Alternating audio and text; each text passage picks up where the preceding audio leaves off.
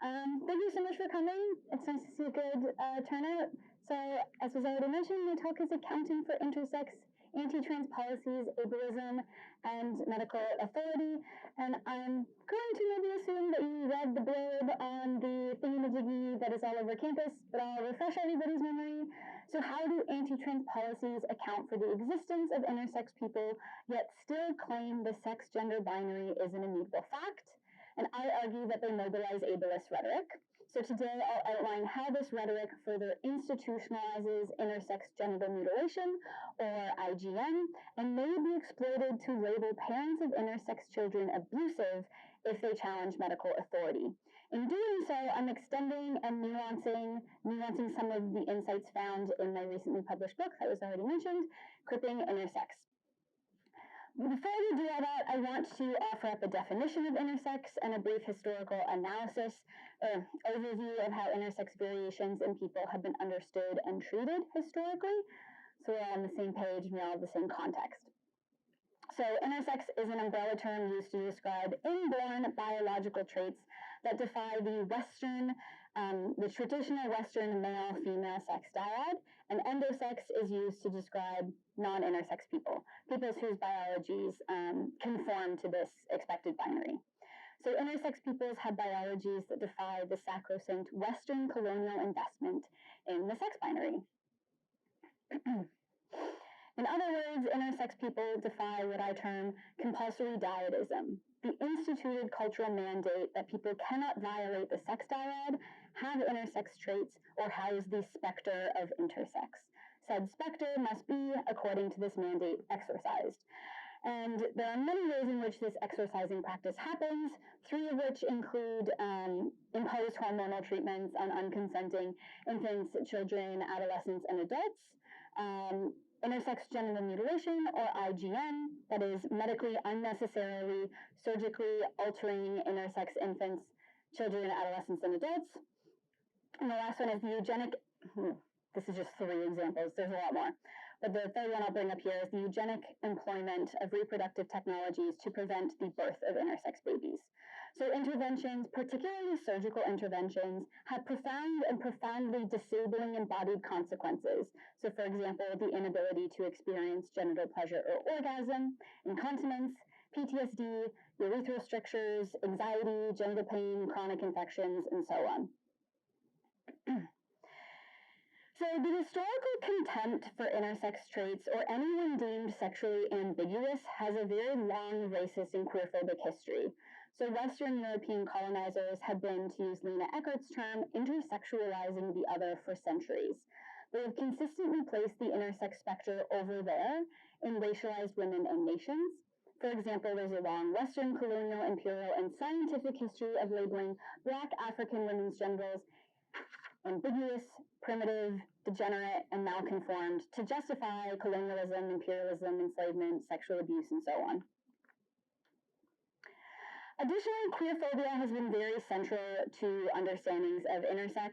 So I'll offer up a couple of examples. Medical literature from the late 19th and early 20th centuries outline anxieties that intersex people have abnormal sexual inclinations, desire illicit sexual inclinations, and can shift back and forth between genders at will.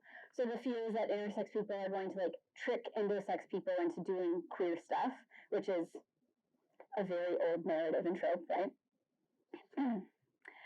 We see this queerphobic understanding of interphobia continue into the 60s, for example. John Money argued that intersex infants and children need to be surgically fixed so they don't become queer.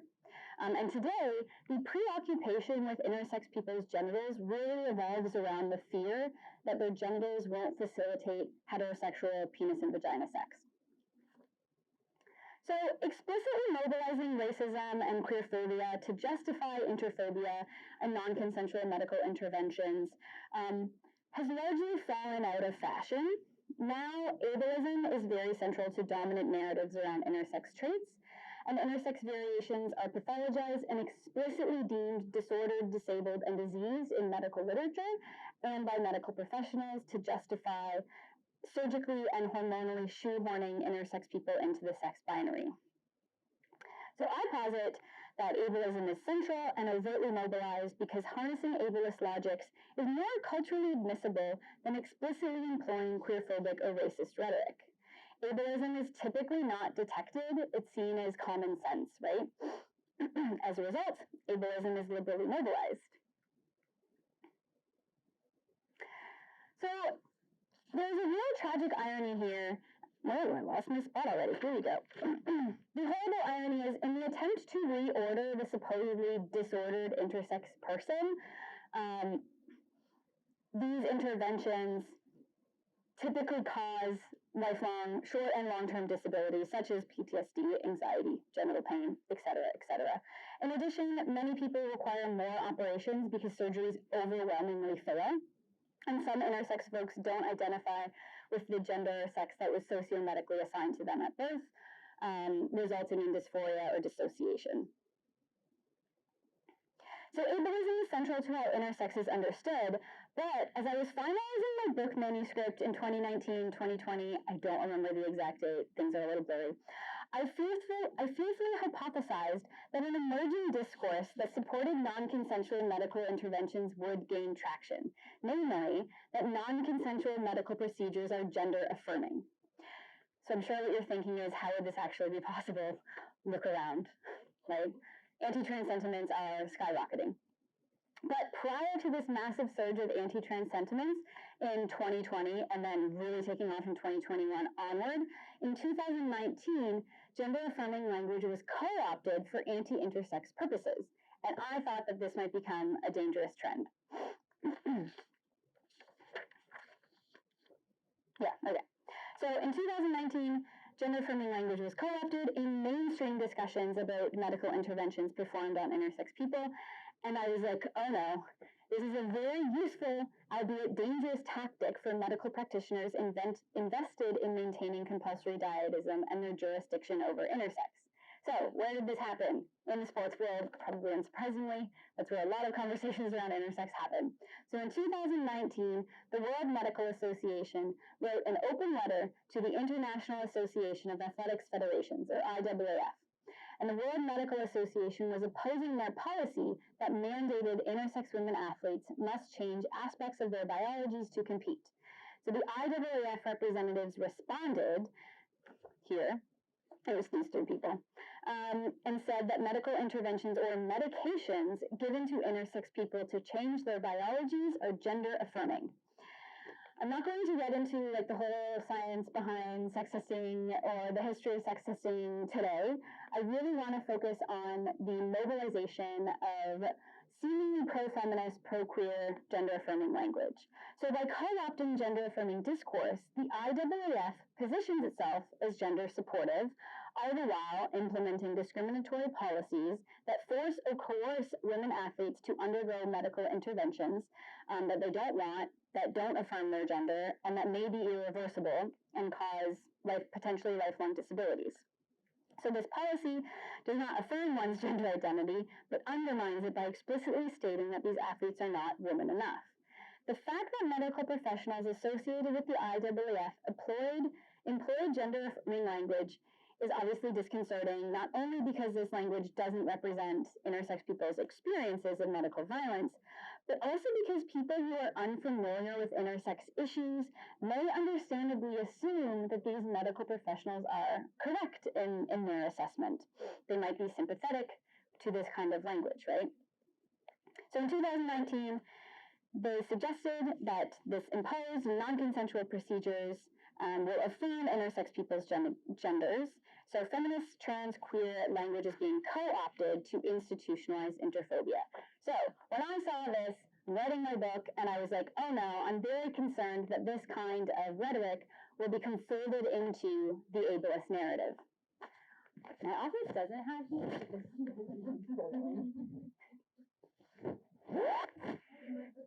Oh my god, I thought there was like an animal under there. I have a cat at home, and I was like, my cat. I forgot the mic. There we go. I'll figure it out. Thank you for your patience. Okay, but we know this didn't happen, right? Anti-trans sentiments and anti-trans policies skyrocketed, and one cannot easily co-opt. That went too fast. I don't know. And one cannot easily co-opt pro-transgender affirming language in this climate. So 2020 happened, trans healthcare was up for debate in mainstream discourse like never before. Trans healthcare was deemed inessential all around the world during COVID. We saw the resurgence of the old trope that LGBTQ people are groomers who sexualize children. We saw conservatives, Republicans, and concerned parents incorrectly claim doctors are mutilating trans kids and trying to turn kids trans. We saw some people advocate for more medical gatekeeping because apparently gaining access to gender-affirming care is just far too easy these days. We saw fear-mongering claims that pretty much all trans people regret transitioning. So this is the U.S. anti-trans legislation tracker. It's very clear that there is a massive legislative effort to erase trans people and legislate them out of existence. And we see bills targeting gender-affirming care, criminalizing medical professionals who offer said care, bills that aim to prevent trans people from using bathrooms and locker rooms that correspond with their genders, bills that aim to prevent trans people from participating in sports as their genders, and other bills concerning trans kids' right to exist in schools. And we also see, as you all know, a huge uptick in anti-trans policies and sentiments, or proposals of policies and sentiments in Canada. We've seen hate-motivated protests against drag shows because the art of drag and being trans is often conflated. We see New Brunswick's revised policy 713 that states transgender or non-binary students under the age of 16 will require parental consent in order for their preferred name and pronouns to be officially used in public schools. And this revised policy, as the professors in this room are well aware, was explicitly opposed by a lot of us here in an open statement. And StatsCan notes that in 2021, there was a 64% rise in reported hate crimes against LGBTQ people. And we all know the 1 million March for Children that happened not too long ago aimed to eliminate sexual orientation and gender identity education in Canadian schools. And we've seen attacks against professors and students who study gender, trans, and anti-racist issues. And because of that, we have seen universities, including this one, working to take down, for example, office and classroom information to protect professors and students. So, in brief, I think it is safe to assume that everybody in this room knows that these beliefs are rooted in hate. They are not rooted in evidence-based scholarship at all, and they will continue to cause harm to trans, non-binary, queer, and genderqueer people. So, this is all happening. How is this impacting intersex people? So, given this rise in anti-trans rhetoric, rather than my initial fear not too long ago that gender-affirming language would be mobilized, we see that rhetoric isn't going to gain a lot of sympathies. So there's this abandoning of co-opting this trans gender-affirming language to justify IGM. So what's actually happening in the bills? Not all anti-trans bills account for intersex people, and of course they don't. That would really interrupt the gender as a binary, or sex and gender are a binary thing. But those that do mention intersex people tend to address gender-affirming care, sports, and bathroom and locker room use. So we'll take a look at how intersex variations are being accounted for in the bills that do mention it. So bills that, for example, ban evidence-based, life-saving gender-affirming care and misrepresent sound peer-reviewed research studies about trans youth, trans people, and trans patients leave room for IGM. So in essence, they'll be like, we need to ban gender-affirming care, but we're going to continue conducting surgeries on intersex infants. So trans youth are not allowed to consent to gender-affirming care, like reversible puberty blockers, but intersex infants, children, and adolescents can be subjected to irreversible, non-consensual procedures. And it seems counterintuitive because it is, right? But they maintain this illogic by claiming that gender-affirming care is mutilation, and that intersex genital mutilation isn't mutilation at all, but necessary to fix an intersex disorder, disability, or disease. They'll often say it's for the child's welfare. Or as explained by intersex activist and intersex studies scholar Sean Cypher-Wall, intersex young people don't get to make those decisions about their bodies. It's more so we're told that these procedures need to be done for our wellness. But what is underlying that is that we're actually abnormal, that we actually need to be fixed to be normal. And those are just lies, and it's just paranoia. So ableist discourses or elusive discourses about like wellness or health are used to renaturalize or reinstitutionalize the sex and gender binaries and interphobic medical violence. Well, continues. This is so bizarre, right? You have these trans young people who are very confident in who they are, and they're being actively denied affirming healthcare, whereas intersex children do not get to consent about the surgeries that they have. So the language used in these anti-trans bills to describe gender-affirming care, mutilation, medically unnecessary, is completely misrepresentative of gender-affirming care, but it is representative of IGM, right? Well, remarking on this language notes medically unnecessary surgeries are actually happening to intersex young people. So while trans and intersex youth are being treated differently by these policies, the underlying message is the exact same, right? Anyone who deviates from sex or gender binaries or sex gender expectations are denied recognition and bodily autonomy so those binaries can be maintained. Let's consider a specific bill that I have been wanting to talk to another human being about for a very long time, and I've been sitting with it for ages, so I'm very happy to have this opportunity today. So, the Kansas House approved a bill called the Women's Bill of Rights. Has nothing to do with women. Absolutely nothing to do with women. It's specifically about how can we hate trans people more than we already do. So it prevents trans people from entering single-sex spaces, such as bathrooms and domestic violence shelters. And this bill, obviously, will profoundly negatively impact trans people, and it further institutionalizes cisgenderism. And intersex people were accounted for in a way that is very troubling, and the consequences of this bill, a lot of intersex people and intersex activists and intersex studies scholars are not quite sure about. I've had some Zoom meetings with intersex activists, and they're like, what do you all think about this? And they're like, we're not quite sure yet, but here are some of my preliminary thoughts. But before we get to that, how did the bill define sex? Not great. It was a very rigid, dichotomous, and reductionist manner. A female is reduced to being born with the presence of an ova, which obviously functions to invalidate trans girls and women. The first draft of the policy said that a female must have an ova, but it took Republicans a while to realize that some cis women don't. Their biology education is a little lacking. A male is reduced to developing the ability to fertilize ova, which is obviously trying to function to invalidate trans boys and men, but also can exclude some cis men who can't do this. It's also worth noting that some intersex people have ova, some intersex people have the ability to fertilize ova, but these details are absolutely ignored, right? And then it's not like, well, if you have ova, now we'll classify you as a woman or whatever. So, to account for intersex people, Kansas State Republican Representative John Epley introduced an amendment to the bill that would categorize intersex people as disabled and provide them with accommodation and protections under the American with Disabilities Act, or the ADA.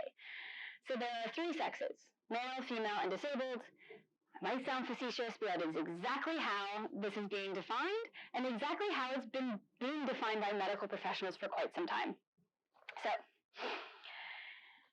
as we know, within medical fields, intersex people are overwhelmingly understood as disabled, disordered, or diseased, and this understanding is mobilized as justification for IGM. So this bill legally solidifies a intersex as disabled understanding of sexual variation and could be pointed to by medical professionals who are trying to justify IGM. I'm very scared about this. The idea that intersex people need fixing is echoed by Republican Representative Brenda Landwehr's understanding that having intersex traits means loss of some body functions. I really don't think this person knows at all what intersex variations are. It's incredibly vague here, and being born with intersex traits doesn't mean that they lost any body functions being born and with these variations. The only body functions intersex people lose, such as continence or ability to orgasm, is when they're subjected to IGM, right? And I wouldn't even say that they lost them, it was more that they were stolen or robbed from them. So classifying intersex people as disabled and saying that they will therefore be protected by the ADA is an infuriating clever move by these policymakers because to many people this seems like a good thing. Intersex people would, in theory, be protected. It's very like you're welcome kind of thing going on. And this is echoed in Republican Representative Ron Bryce's comment that the policy makes it very clear that we're showing intersex people the respect they deserve. Bryce suggests that intersex people should be very grateful and that they will benefit greatly from being protected under the ADA, which intersex people are very, very skeptical about. For example, Justin Steng, an intersex activist who is both intersex and disabled, is not so sure, explaining intersex people don't generally meet the criteria of having a disability under the ADA, and the discursive solidification of intersex as disabled in our ableist culture could reinforce that intersex people's bodies need changing. To be clear, I am not saying the ADA is bad. It is good, and it was hard won. I'm also not saying being disabled, being classified as disabled, or being understood as disabled is inherently bad either. Disability studies scholars like myself, and other people in this room, have underscored how vibrant, generative, political, and beautiful disability is. What I am saying is that we live in an ableist culture that conflates disability with inferiority, degeneracy, burden, and immorality. The value of a disability-free future is seen as self-evident. So when something or someone is deemed disabled, the typical response is, we must fix it, we must eradicate it. As a result, discursively and legally attaching disability to intersex fuels this impulse to say, intersex variations need to be eradicated, they need to be fixed. So when intersex people are understood as disabled in this ableist culture, which I demonstrate in my book, IGM quickly follows. They are in danger of being subjected to medical violence. So a central way to continue being invested in compulsory dietism or the sex binary and justifying IGM is conflating intersex with disability. Where am I now? Okay. So trans, non-binary, and intersex people will keep existing, obviously, despite this policy, but this policy is precisely about trying to legislate vulnerable groups out of existence, and it is a eugenic policy. So the anti-trans policies set up the best conditions for IGM to continue, and the best conditions, and I will elaborate on this in a moment, the best conditions to frame parents who question doctors' authority and prescriptions of IGM as abusive. So unlike supportive parents of trans kids who are ridiculously labeled groomers, said to be sexualizing their children, and said to be preoccupied with their kids' genitals, which is absolutely not the case, parents of intersex kids who question IGM can't really be called that. It's the doctors, not the parents, who are preoccupied with intersex kids' genitals and what these kids might do with their genitals in the future. So rather than referring to them as groomers, we see parents who question doctors' authority. In another article, I elaborate how parents are often seen as like crazy and that they need to be sent to therapy. But right now I'm seeing this uptick of like parents who question doctors' authorities being framed as abusive. So we'll consider an example. One example concerns a young Dominican mother living in New Jersey. In 2021, she gave birth to an intersex baby. After chromosomal testing, the white cisgender endosex doctor said the baby is a girl, or should be a girl, or should be raised as a girl, and be subjected to IGM. The doctor surmised that this racialized intersex girl child was problematically masculinized and disordered, echoing the long legacy of masculinizing and pathologizing racialized girls and women. The mother, however, disagreed. She wanted to raise the child as a boy, and she refused surgery. She previously saw something on the news from 2015 featuring Sean Cypher-Wall. We saw him. I need to call Sean Wall, which she did. So what happened prior to this? The white cis endosex doctor called Child Protective Services on this woman, on this young Dominican mother, for refusing IGM and questioning his authority.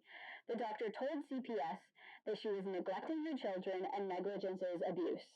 The mom then contacted Wall, the intersex activist she saw years prior on TV, when CPS showed up at her house for this child welfare assessment, and the doctor wanted her child to have surgery, and the mother said to Wall, quote, "I'm not doing surgery on my kid."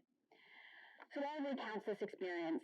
When CPS came, they saw that the child was healthy and being cared for, but the only way they would close the case is if she goes to a urologist and gets surgery.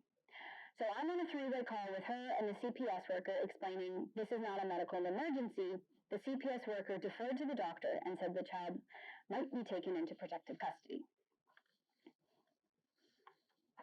So then Laura was like, we need to contact lawyers.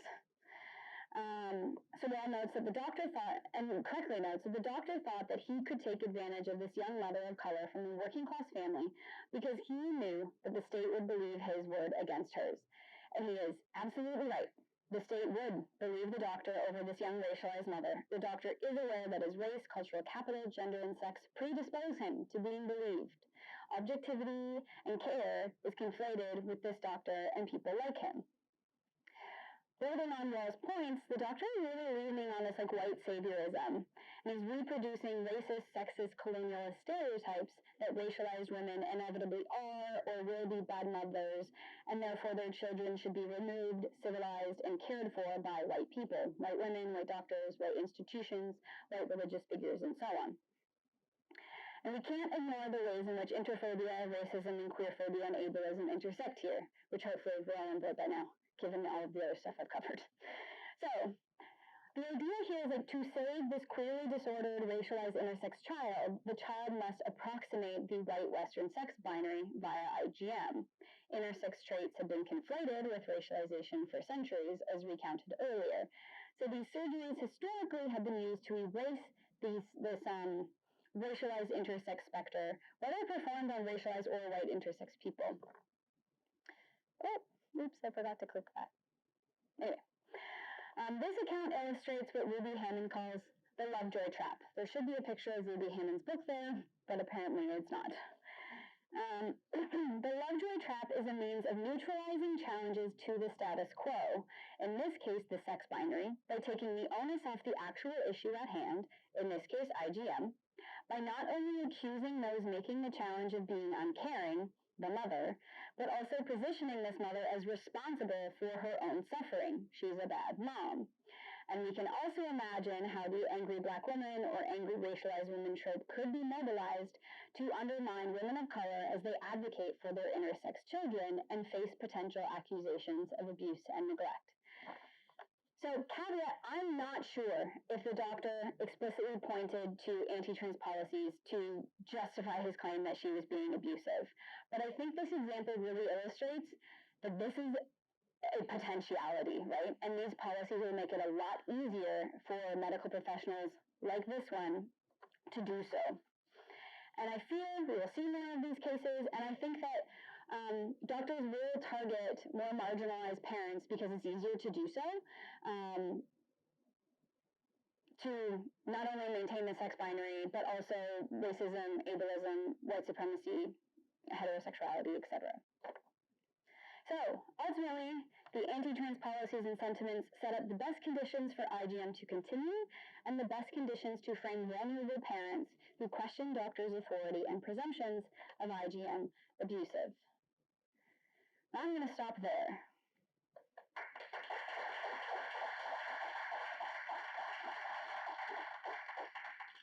All right, thank you, Dr. Orr, for